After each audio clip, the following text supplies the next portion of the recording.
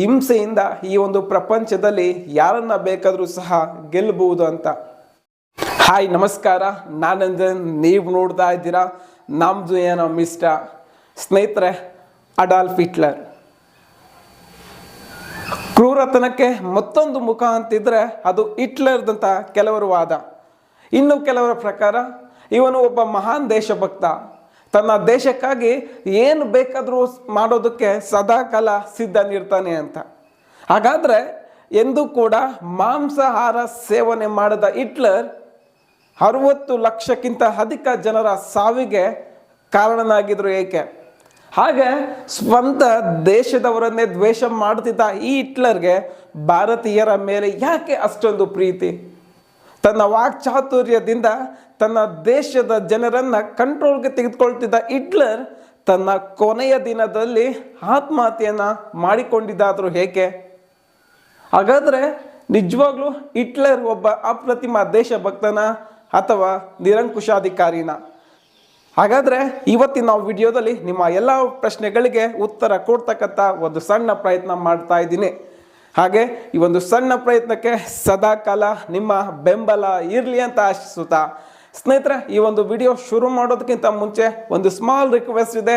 ನೀವಿನ್ನ ನನ್ನ ಚಾನಲ್ಗೆ ಸಬ್ಸ್ಕ್ರೈಬ್ ಆಗಿಲ್ಲ ಅಂತಂದರೆ ದಯವಿಟ್ಟು ಸಬ್ಸ್ಕ್ರೈಬ್ ಆಗಿ, ವಿಡಿಯೋ ಇಷ್ಟ ಆದರೆ ಲೈಕ್, ಶೇರ್, ಕಾಮೆಂಟ್ ಮಾಡಿ ಅಂತ ಹೇಳ್ತಾ ಬನ್ನಿ ಸ್ನೇಹಿತರೆ, ವಿಡಿಯೋ ಶುರು ಮಾಡೋಣ.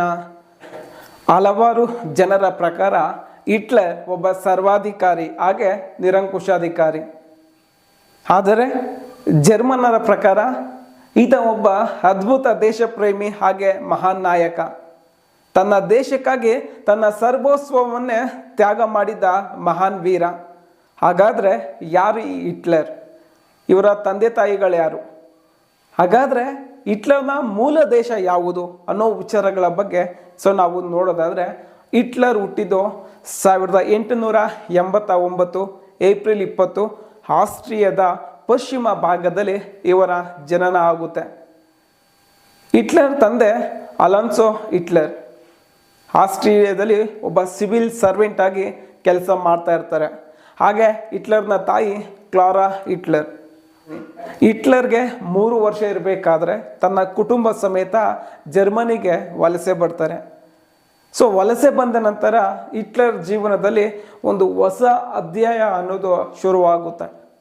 1900 ತನ್ನ ಪ್ರೀತಿಯ ಕಿರಿಯ ಸಹೋದರ ಎಡ್ಮಂಡ್ ಹಿಟ್ಲರ್ ರುಬೆಲ್ಲಾ ಕಾಯಿಲೆಯಿಂದ ಸಾವನ್ನಪ್ತಾನೆ.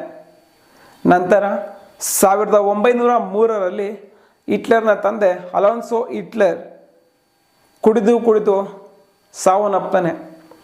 ಸ್ನೇಹಿತರೆ, ನೆನಪಿರಲಿ ನಿಮಗೆ, ಹಿಟ್ಲರ್ಗೆ ತನ್ನವರಂತ ಇದ್ದಿದ್ದು ಅವನ ತಾಯಿ ಮಾತ್ರ. ಯಾಕೆ ಅಂತಂದರೆ ತನ್ನ ಮೂಲ ದೇಶ ಆಸ್ಟ್ರಿಯಾದಿಂದ ಜರ್ಮನ್ಗೆ ವಲಸೆ ಬಂದಿರ್ತಾರೆ.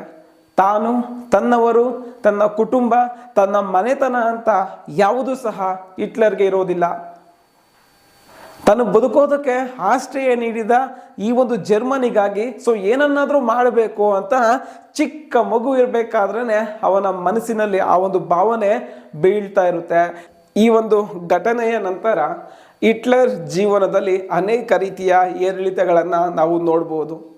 ಹಿಟ್ಲರ್ಗೆ ಆಧಾರವಾಗಿ ನಿಂತಿದ್ದು ಅವರ ತಾಯಿ ಮಾತ್ರ. ಮತ್ತೊಂದು ಕಡೆ ಹಿಟ್ಲರ್ ಹಿಂಸೆಯನ್ನು ಮೈಗೂಡಿಸಿಕೊಂಡಿರ್ತಾನೆ. ಅಂದರೆ ಹಿಟ್ಲರ್ ಎಂತ ನಂಬಿರ್ತಾರೆ ಅಂತಂದರೆ, ಹಿಂಸೆಯಿಂದ ಈ ಒಂದು ಪ್ರಪಂಚದಲ್ಲಿ ಯಾರನ್ನ ಬೇಕಾದರೂ ಸಹ ಗೆಲ್ಲಬಹುದು ಅಂತ. ಅದೇ ಕಾರಣಕ್ಕಾಗಿ ಅವರ ವರ್ತನೆಯು ತುಂಬ ಅಗ್ರೆಸಿವ್ ಆಗಿರ್ತದೆ. ಈ ಒಂದು ಶಾಲಾ ಹಂತದಲ್ಲೇ ಈ ಒಂದು ಸಹಪಾಠಿಗಳ ಮೇಲೆ ತುಂಬ ಅಗ್ರೆಸಿವ್ ಆಗಿರ್ತಕ್ಕಂಥ ಒಂದು ಬಿಹೇವಿಯರನ್ನು ತೋರ್ತಾ ಇರ್ತಾರೆ. ಇದೇ ಕಾರಣಕ್ಕಾಗಿ ಆ ಒಂದು ಶಾಲಾ ಆಡಳಿತ ಮಂಡಳಿ ಹಿಟ್ಲರ್ಗೆ TCಯನ್ನು ಕೊಟ್ಟು ಬೇರೆ ಕಡೆ ಕಳಿಸುತ್ತೆ.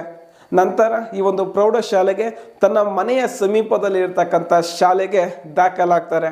ಅಲ್ಲಿ ಸಮಾಜ ವಿಜ್ಞಾನ ಶಿಕ್ಷಕರು ಹಿಟ್ಲರ್ಗೆ ದೇಶ ಪ್ರೇಮದ ಕುರಿತು ಮಾಹಿತಿಯನ್ನು ನೀಡ್ತಾರೆ. ಸ್ನೇಹಿತರೆ, ಈ ಒಂದು ಘಟನೆಯೇ ಹಿಟ್ಲರ್ಗೆ ಜರ್ಮನಿ ಮೇಲೆ ಇದ್ದ ದೇಶ ಪ್ರೇಮ ಅನ್ನೋದು ಹೆಚ್ಚಾಗುವಂತೆ ಮಾಡುತ್ತೆ. ಸ್ನೇಹಿತರೆ, ಇದಾದ ನಂತರ ಪ್ರಾಥಮಿಕ ಹಾಗೆ ಪ್ರೌಢ ಶಿಕ್ಷಣ ಪೂರ್ಣಗೊಳಿಸಿದ ನಂತರ ಹಿಟ್ಲರ್ ಒಬ್ಬ ಅದ್ಭುತ ಚಿತ್ರಕಾರ ಆಗಿರ್ತಾರೆ. ಅದೇ ಕಾರಣಕ್ಕಾಗಿ ವಿಯೆನ್ನಾ ಆರ್ಟ್ಸ್ ಕಾಲೇಜ್ನಲ್ಲಿ ದಾಖಲಾಗೋದಕ್ಕೆ ಅನೇಕ ಬಾರಿ ಪ್ರಯತ್ನ ಪಡ್ತಾರೆ. ಅಲ್ಲಿ ಎಷ್ಟೇ ಪ್ರಯತ್ನ ಪಟ್ಟರೂ ಆ ಒಂದು ಕಾಲೇಜ್ನಲ್ಲಿ ಇವರಿಗೆ ಅಡ್ಮಿಷನ್ ಸಿಗೋದಿಲ್ಲ. ಇದರಿಂದ ತುಂಬ ಮಾನಸಿಕವಾಗಿ ಹಿಟ್ಲರ್ ಕುಗ್ಗಿ ಹೋಗಿರ್ತಾರೆ. ಅದೇ ಸಮಯಕ್ಕೆ ಹಿಟ್ಲರ್ ಜೀವನದಲ್ಲಿ ಒಂದು ಬರ ಸಿಡಿಲು ಅನ್ನೋದು ಬಡಿಯುತ್ತೆ. ಅದೇನಂತಂದರೆ ತಾನು ಅತಿಯಾಗಿ ಪ್ರೀತಿ ಮಾಡ್ತಾ ಇದ್ದ ಹಾಗೆ ತನ್ನನ್ನು ಅತಿಯಾಗಿ ಪ್ರೀತಿ ಮಾಡ್ತಾ ಇದ್ದ ತನ್ನ ತಾಯಿಯನ್ನು ಕಳೆದುಕೊಳ್ತಾನೆ. ಸ್ನೇಹಿತರೆ, ತನ್ನ ತಾಯಿಯನ್ನು ಕಳೆದುಕೊಂಡ ನಂತರ ಹಿಟ್ಲರ್ ಸಂಪೂರ್ಣವಾಗಿ ಮಾನಸಿಕವಾಗಿ ಕುಗ್ಗಿ ಹೋಗ್ತಾನೆ. ವಾಸ ಮಾಡೋದಕ್ಕೆ ಮನೆ ಇರೋದಿಲ್ಲ, ತಿನ್ನೋದಕ್ಕೆ ಆಹಾರ ಇರೋದಿಲ್ಲ. ಸೊ ಜರ್ಮನ್ನ ಬೀದಿಗಳಲ್ಲಿ ಸುತ್ತಿ ಅಲ್ಲಿ ಸಿಗ್ತಕ್ಕಂಥ ಆಹಾರವನ್ನು ಸೇವಿಸಿ ಆರಂಭದಲ್ಲಿ ಹಿಟ್ಲರ್ ಕಾಲವನ್ನು ಕಳೀತಾ ಇರ್ತಾರೆ. ಇದಾದ ನಂತರ ಬದುಕಬೇಕು ಅಂತ ಹಠ ಬಿದ್ದಾಗ ತಾನು ಬರೆದಿರ್ತಕ್ಕಂಥ ಒಂದು ಪೇಂಟಿಂಗ್ಸ್ನ ಮಾರಿ ಹಿಟ್ಲರ್ ತನ್ನ ಜೀವನವನ್ನು ನಡೆಸ್ತಾ ಇರ್ತಾರೆ. ಅದೇ ಸಮಯಕ್ಕೆ ಪರಿಚಯವಾಗಿದೆ ಹಿವಾ. ಸ್ನೇಹಿತರೆ, ಈ ಅವರ ಬಗ್ಗೆ ಮುಂದಿನ ವಿಡಿಯೋದಲ್ಲಿ ಒಂದು ಪ್ರತ್ಯೇಕವಾಗಿರ್ತಕ್ಕಂಥ ಒಂದು ವಿಡಿಯೋ ಮಾಡ್ತೇನೆ. ಅದಾದ ನಂತರ ಹಿಟ್ಲರ್ಗೆ 25 ವರ್ಷ ತುಂಬಿದ ಮೇಲೆ ಜರ್ಮನ್ ಸೈನ್ಯಕ್ಕೆ ಒಬ್ಬ ಸಾಮಾನ್ಯ ಸೈನಿಕರಾಗಿ ದಾಖಲಾಗ್ತಾರೆ. 1914 ಮೊದಲ ಮಹಾಯುದ್ಧ ಆರಂಭ. ಒಂದು ಕಡೆ ಇಟಲಿ, ಜರ್ಮನ್ ಹಾಗೆ ಆಸ್ಟ್ರಿಯಾ ಇದ್ರೆ, ಮತ್ತೊಂದು ಕಡೆ ಇಂಗ್ಲೆಂಡ್, ಫ್ರಾನ್ಸ್ ನಂತ ಬಲಿಷ್ಠ ರಾಷ್ಟ್ರಗಳು ಇವೆ. ಆ ಒಂದು ಯುದ್ಧದಲ್ಲಿ ಹಿಟ್ಲರ್ ತುಂಬ ಹೆಮ್ಮೆಯಿಂದ ಭಾಗಿಯಾಗ್ತಾನೆ. ತನ್ನ ದೇಶ ಸೇವೆಗೆ ತನಗೆ ಸಿಕ್ಕಿರ್ತಕ್ಕಂಥ ಅವಕಾಶ ಎಂದು ಭಾವಿಸ್ತಾ ಇರ್ತಾರೆ. ಮೊದಲ ಮಹಾಯುದ್ಧ ಮುಕ್ತಾಯದ ಅಂತ. ಒಂದು ಕಡೆ ಜರ್ಮನ್ ಆ ಒಂದು ಯುದ್ಧದಲ್ಲಿ ಮೇಲ್ಗೈ ಸಾಧಿಸ್ತಾ ಇದ್ರೂ ಸಹ ಕೆಲವೊಂದು ಏರಿಯಾಗಳಲ್ಲಿ ಶತ್ರುಗಳ ಒಂದು ಕೈ ಅನ್ನೋದು ಮೇಲಾಗುತ್ತೆ. ಅದೇ ಸಮಯಕ್ಕೆ ಈ ಒಂದು ಶತ್ರು ರಾಷ್ಟ್ರಗಳು ಪ್ರಯೋಗಿಸಿದ ವಿಷಾನಿಲ ಪರಿಣಾಮವಾಗಿ ಹಿಟ್ಲರ್ಗೆ ಒಂದು ತಾತ್ಕಾಲಿಕ ಅಂಧಕಾರ ಅನ್ನೋದು ಶುರುವಾಗುತ್ತೆ. ನಂತರ ಅಲ್ಲೇ ಒಂದು ಸೇನಾ ಆಸ್ಪತ್ರೆಯಲ್ಲಿ ಚಿಕಿತ್ಸೆಯನ್ನು ಪಡೀತಾರೆ. ಸ್ನೇಹಿತರೆ, 1916, 17, 18 ಇದು ಈ ಒಂದು ಮೊದಲ ಮಹಾಯುದ್ಧದ ನಿರ್ಣಾಯಕ ಹಂತ. ಈ ಹಂತದಲ್ಲಿ ಜರ್ಮನ್ ಸಂಪೂರ್ಣವಾಗಿ ಸೋಲನ್ನು ಒಪ್ಕೊಳ್ಬಿಡುತ್ತೆ. ಹಿಟ್ಲರ್ ಇದರಿಂದ ತುಂಬಾ ಬೇಜಾಪಟ್ಕೊಳ್ತಾನೆ. ಏನಾದರೂ ಮಾಡಿ ತನ್ನ ರಾಷ್ಟ್ರದ ಘನತೆಯನ್ನು ಆಕಾಶದ ಎತ್ತರಕ್ಕೆ ಆರಿಸಬೇಕೆಂಬ ಒಂದು ದೃಢವಾದ ನಿರ್ಧಾರ ಮಾಡ್ತಾರೆ. ಅಲ್ಲಿಂದ ಒಬ್ಬ ಸಾಮಾನ್ಯ ಸೈನಿಕನಂತೆ ತನ್ನ ದೇಶ ಸೇವೆಗೆ ಮುಡುಪಾಗಿಟ್ಟ ಹಿಟ್ಲರ್ ನಂತರ ತನ್ನ ದೇಶದ ಘನತೆಯನ್ನು ಎತ್ತಿ ಸಾರಬೇಕು ಅಂತ ರಾಜಕೀಯಕ್ಕೆ ಪಾದಾರ್ಪಣೆ ಮಾಡ್ತಾರೆ. ಒಂದು ಕಡೆ ಪ್ರಥಮ ಮಹಾಯುದ್ಧದ ನಂತರ ಜರ್ಮನ್ ಸಂಪೂರ್ಣವಾಗಿ ನಾಶವಾಗ್ತಿದೆ. ಅನೇಕ ರೀತಿಯ ಸ್ಯಾಂಕ್ಷನ್ಗಳು ಈ ಒಂದು ಜರ್ಮನ್ ರಾಷ್ಟ್ರದ ಮೇಲೆ ಇಂಪೋಸ್ ಆಗ್ತಾ ಇದೆ. ಅದೇ ಸಮಯಕ್ಕೆ ಜರ್ಮನ್ ಕಳೆದುಕೊಂಡಿರ್ತಕ್ಕಂಥ ಒಂದು ಗತಕಾಲದ ವೈಭವವನ್ನು ಮರಳಿ ತರಬೇಕು ಅಂತ ಹಿಟ್ಲರ್ ಆ ಒಂದು ಜರ್ಮನ್ ವರ್ಕರ್ಸ್ ಪಾರ್ಟಿಗೆ ಒಬ್ಬ ಸಾಮಾನ್ಯ ಕಾರ್ಯಕರ್ತನಾಗಿ ಜಾಯಿನ್ ಆಗ್ತಾರೆ. ಕೇವಲ ಕೆಲವು ದಿನಗಳಲ್ಲಿ ಹಿಟ್ಲರ್ನ ಒಂದು ವಾಕ್ಚಾತುರ್ಯಕ್ಕೆ ಮೆಚ್ಚಿ ಆ ಒಂದು ಜರ್ಮನ್ ವರ್ಕರ್ಸ್ ಪಾರ್ಟಿ ಏನಿದೆಯೋ ಆ ಒಂದು ಪಾರ್ಟಿಯ ಪ್ರಮುಖ ಹುದ್ದೆ ಸಿಗುತ್ತೆ. ಇದಾದ ನಂತರ ನೋಡುತ್ತಿದ್ದಂತೆ ಆ ಒಂದು ಜರ್ಮನಿ ವರ್ಕರ್ಸ್ ಪಾರ್ಟಿ ಏನಿದೆಯೋ ಆ ಒಂದು ಪಾರ್ಟಿಯ ಪ್ರಮುಖ ನಾಯಕನಾಗಿ ಬದಲಾಗ್ತಾನೆ. ನಂತರ ಇದೇ ಒಂದು ಪಾರ್ಟಿಯೇ ನಾಜಿ ಪಕ್ಷವಾಗಿ ಬೆಳೆಯುತ್ತೆ. ಸ್ನೇಹಿತರೆ, ಹಿಟ್ಲರ್ನ ಒಂದು ಅಪಾರವಾದ ಒಂದು ವಾಕ್ಚಾತುರ್ಯಕ್ಕೆ ಇಡೀ ಜರ್ಮನಿಯೇ ತಲೆಬಾಗುತ್ತೆ. ಜರ್ಮನಿಗೆ ಆಗ ಅವಶ್ಯಕತೆ ಇದ್ದಿದ್ದು ಒಬ್ಬ ಸಮರ್ಥ ನಾಯಕ. ಪ್ರಯಾಣ ಮಾಡ್ತಕ್ಕಂಥ ನಾವಿಕರಿಗೆ ಧ್ರುವ ತಾರೆಯಾಗೋ ಅದೇ ತರ ಈ ಒಂದು ಜರ್ಮನಿಯರಿಗೆ ಹಿಟ್ಲರ್ ಒಬ್ಬ ಧ್ರುವ ತಾರೆಯಾಗಿ ಕಾಣ್ತಾನೆ.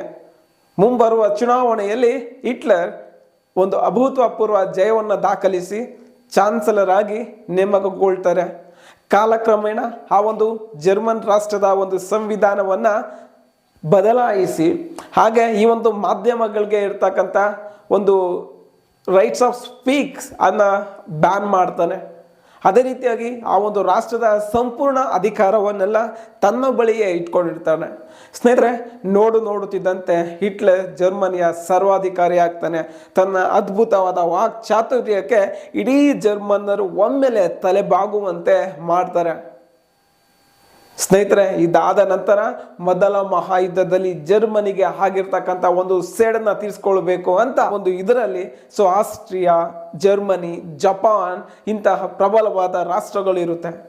ಸ್ನೇಹಿತರೆ, ಇದಾದ ನಂತರ ಎರಡನೇ ಮಹಾಯುದ್ಧ ಆರಂಭಗೊಳ್ಳುತ್ತೆ. ಎರಡನೇ ಮಹಾಯುದ್ಧ ಆರಂಭಗೊಂಡು ಅಲ್ಲಿ ಏನಾಗುತ್ತೆ ಅಂತಂದ್ರೆ, ಈ ಜರ್ಮನ್ ಬಳಿ ಅತ್ಯಾಧುನಿಕವಾದ ಯುದ್ಧ ವಿಮಾನಗಳಿರ್ತದೆ, ಟ್ಯಾಂಕರ್ಗಳಿರ್ತದೆ. ಆದರೆ ಆ ಒಂದು ಟ್ಯಾಂಕರ್ಗಳಿಗೆ, ಯುದ್ಧ ವಿಮಾನಗಳಿಗೆ ಬೇಕಾಗಿರ್ತಕ್ಕಂಥ ಆಯಿಲ್ ಅಂತಕ್ಕಂಥದ್ದು ಯುರೋಪಿಯನ್ ಕಂಟ್ರೀಸ್ ಹಾಗೆ ಈ ಒಂದು ಮಧ್ಯ ಏಷ್ಯಾದಿಂದ ಬರ್ತಾ ಇರುತ್ತೆ. ಇಲ್ಲಿ ಯಾವಾಗ ಆ ಒಂದು ಯುದ್ಧದಲ್ಲಿ ಅಮೆರಿಕ ಇಂಟರ್ಫಿಯರ್ ಆಯಿತು, ಅಲ್ಲಿ ಜರ್ಮನ್ ಹಾಗೆ ಜಪಾನ್ ಸೋಲುವ ಹಂತಕ್ಕೆ ತಲುಪಿಬಿಡುತ್ತೆ.